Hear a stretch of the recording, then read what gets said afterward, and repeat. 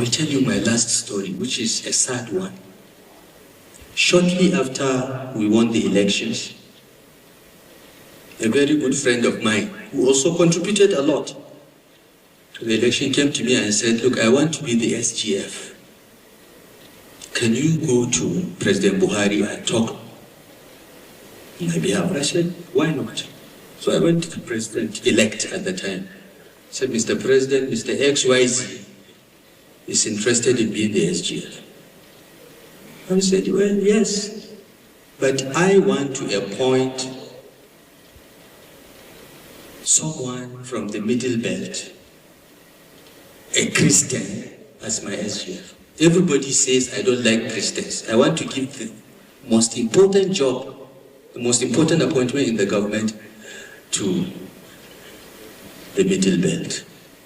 And this friend of mine is not from there. He says, so please find a way to explain to him that I've decided that that's where I'm picking my SGF from.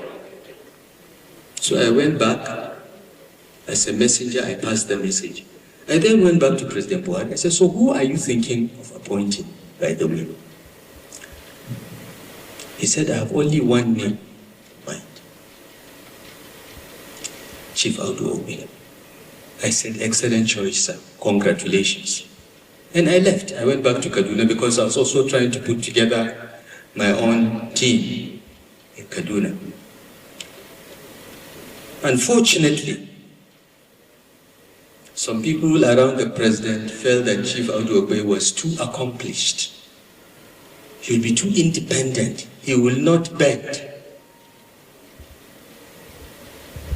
So they packaged a story that Chief Audu Ogbeh had an outstanding loan with the bank for his agricultural business to the tune of $1 billion or $2 billion, and that if he was appointed SGF, his first priority would be to pay off his loans rather than do the job. I don't know how they played President Buhari, but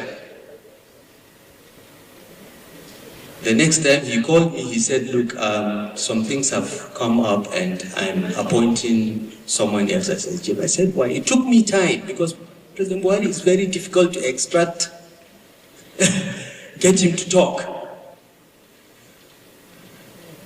After the SGF was announced, I now found out this was what he was told. I went to him, I said, sir, borrowing is not a crime. Chief Audu Ogbeh is a thriving farmer. He has a big farming business. You can go and see it. And it is functioning. He's paying back the loan. Borrowing is not a crime. President Buhari said, look, Nasir, I feel bad. I have realized that I was just misled.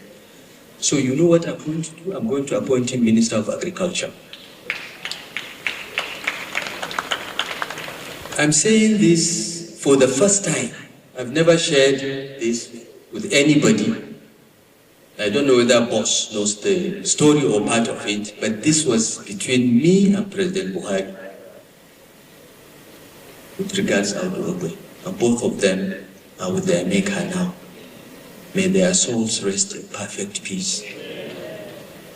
Madam, Chief Audu Ogbeh was a great man.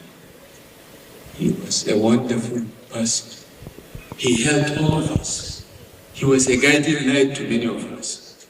He was there to advise us, to guide us, to debate with us. He was older than us, more experienced, but he never treated us as children. He treated us as adults, as equals. I will never forget him.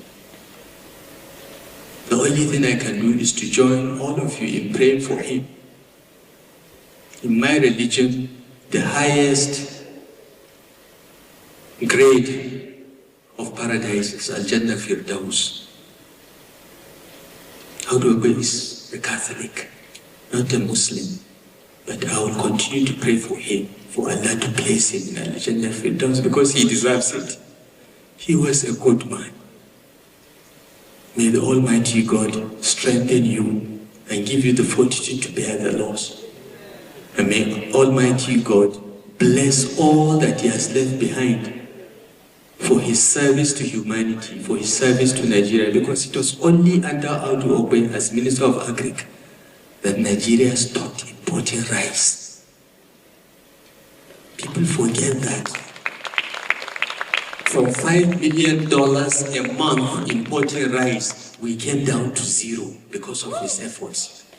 It was only under Audu Ogbeh that the Anchor Borrowers Program was designed and implemented such that our farmers will get loans at very low levels of interest.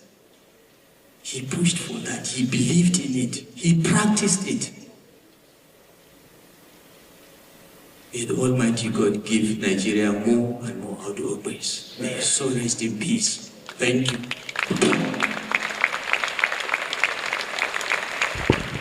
Thank you very much.